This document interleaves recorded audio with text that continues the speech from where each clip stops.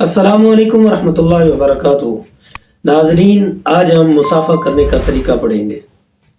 مصافحہ یہ ہے کہ ایک شخص اپنی ہتھیلی دوسرے کی ہتھیلی سے ملائے۔